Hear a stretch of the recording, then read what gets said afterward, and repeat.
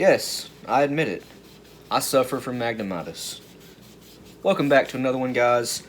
We're doing a 2.5 ounce buckshot load in 10 gauge today, using number 1 buck and single aught.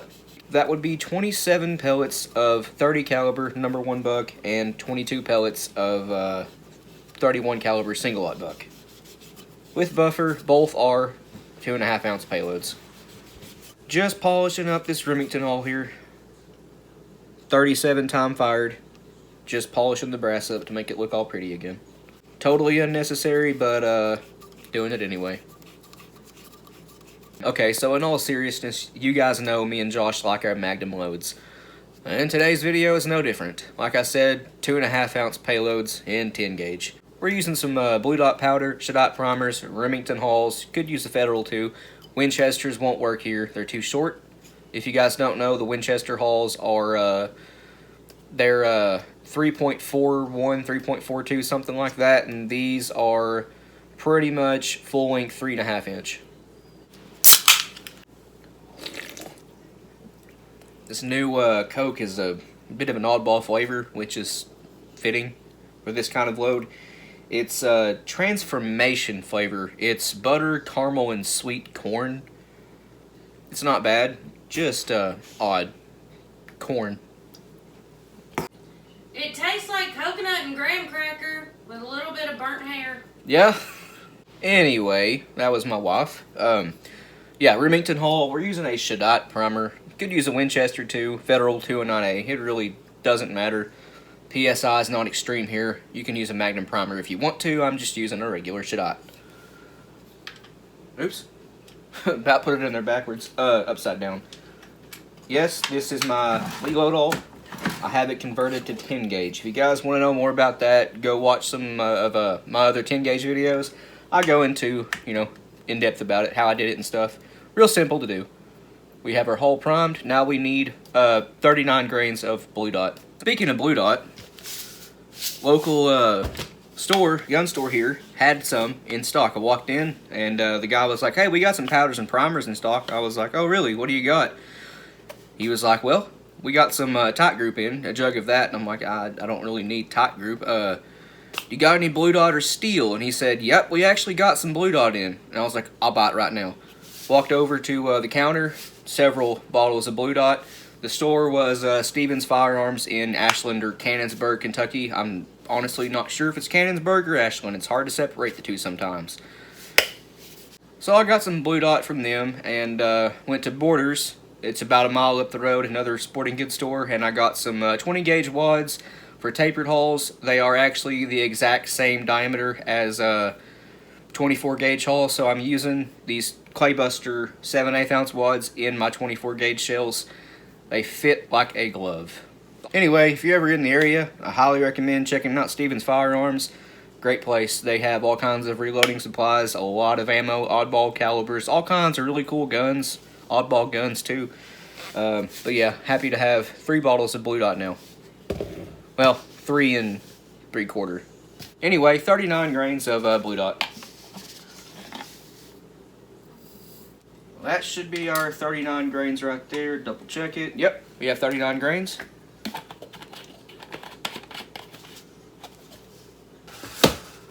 Now the wad I'm using is a TPS pre-slit wad. I had a bag of these and didn't even know it. I got to looking through my stuff back there in the back room, the den.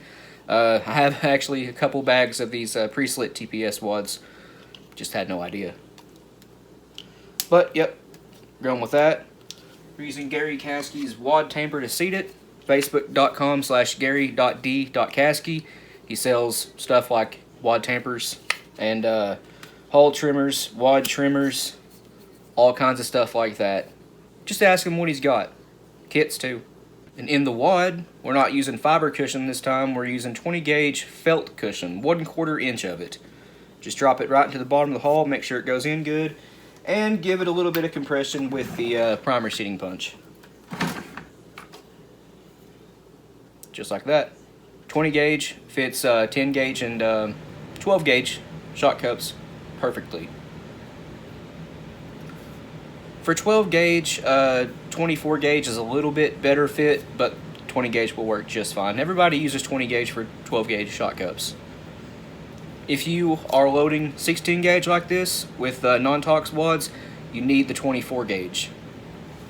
Alright, and for the pellets, we're using 27 pellets of my tumbled and polished hard cast 30 caliber #1 buck. I have these powder coated, all kinds of different colors.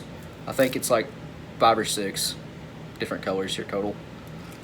Oops, I dropped one. But 27 of them stacked by 3s. 27 pellets of 30 cal #1 comes up right to the bottom of the crimp. Only one layer of these is outside the wad, so this should pattern pretty good. They are stacked by 3s though.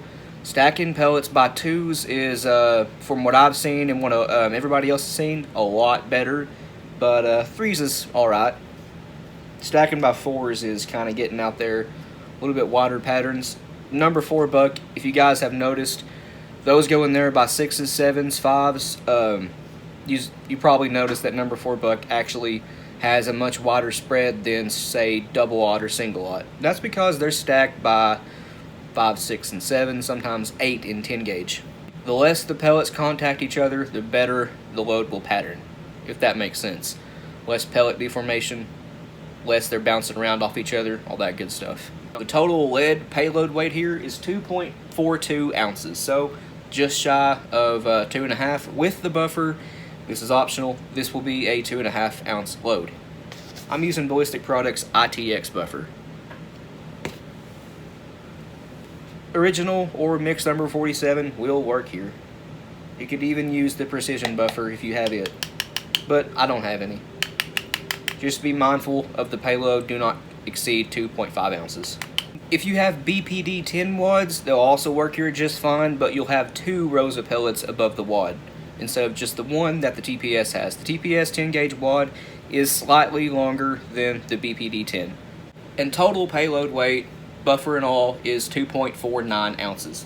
Again, just shy of 2.5, but for all intents and purposes, it's a 2.5 ounce load. So crimping these 10 gauge shells standing off the side of this press is always kind of awkward. I got to kind of lean over and line it up the best I can. I don't want to step in front of the camera. I think I got it right there. Yeah, I got it. Pre-crimp looks awesome. The pre-crimp station's unmodified. The only real thing I've done to this is opened up the final crimp tube with the Dremel to fit the 10 gauge shells, and opened up the shell holder plate to fit 10 gauge shells. This is a taper die. Originally meant for 12 gauge, but I've took some sandpaper, chucked this up in a drill, and opened it up just a little bit to taper 10 gauge shells too. This will do 10, 12, and 16.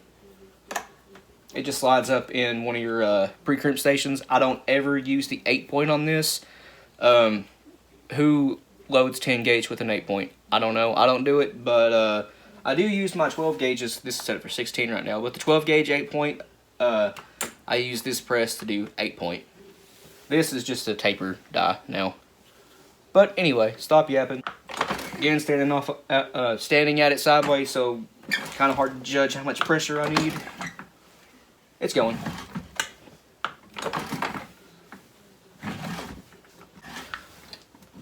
And as always, I'm pulling down multiple times just to get a better crimp on this. Looks like that's got it right there.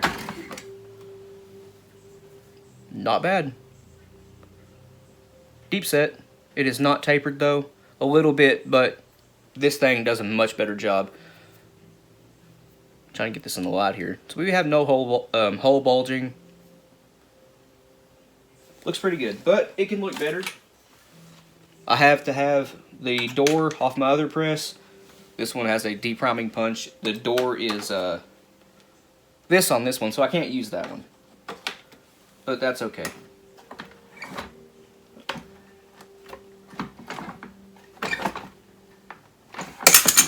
Oh, about lost it. But now we have a taper on this shell. I don't know if you guys can see it, but I can. And we'll do the same thing with a Federal Haul with the single aught buck. This time I'll use a BPD 10 wad. Now this one had, you guys can't see it, but it was a 20 pellet of single aught buck load in here. So just going to erase that, polish up the brass a little bit. I'm using 4/0 steel wool, if you guys want to know. This is, again, totally unnecessary. I just do it because I like making my shells look nice. There you go. Looking good as used. Going back with a Shadot primer again. Don't put it in there upside down. Re-primed. We need another 39 grains of blue dot.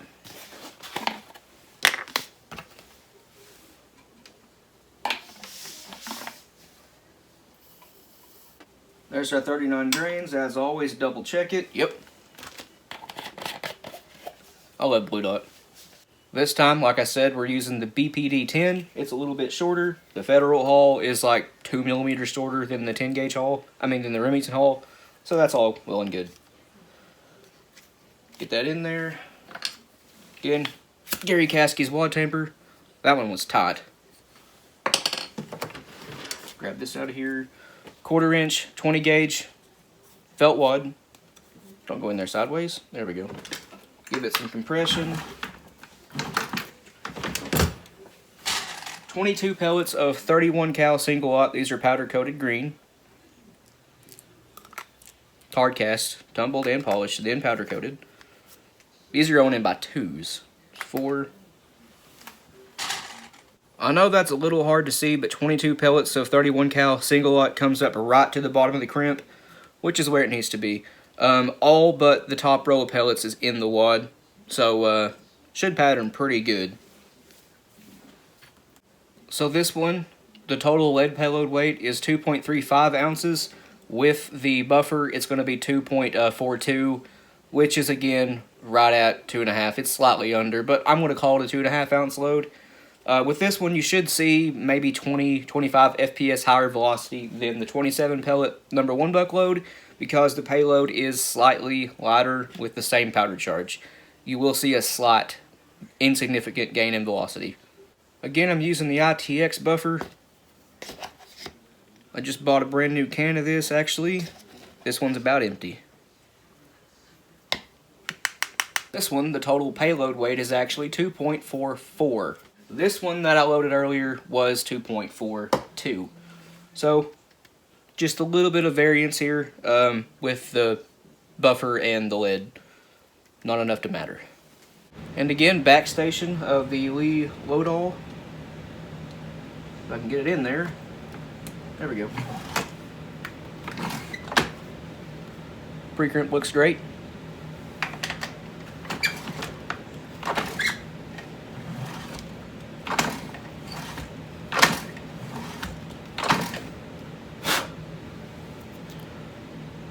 And there's our fold crimp on it. Looks pretty good. I dropped it. Right in my buffer jar.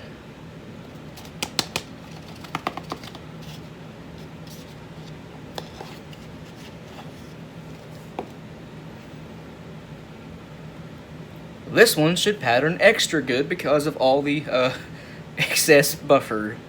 Just wipe that off there. Well guys, I hope you enjoyed watching me make some caramel apple here, green and brown, and seeing some of my symptoms of magnemitis. We want to thank you for watching. Please like and subscribe. We always appreciate that. If you got any questions or comments, leave it in the comment section down below. We will get back to you. If you want to, go check out our Patreon. It's as low as $1 a month, and every penny we get goes right back into the channel. We post some early content on there, sometimes several weeks early. Again, if you guys didn't know, the range videos are 2, sometimes 3 weeks out. And these videos are generally go up 2 to 4 days later that, I record them. We also have an Instagram. It's at The Shotgun Scientist. A link to that will also be in the description down below. We also have a Rumble where we post things we can't post here on YouTube, such as black powder making tutorials, slug hand loading, reloading videos, stuff like that. So if you want to go see black powder tutorials and slug loading videos, gotta go to Rumble. A link to that will also be in the description below. But other than that, you guys take it easy, and we will see you in the next one.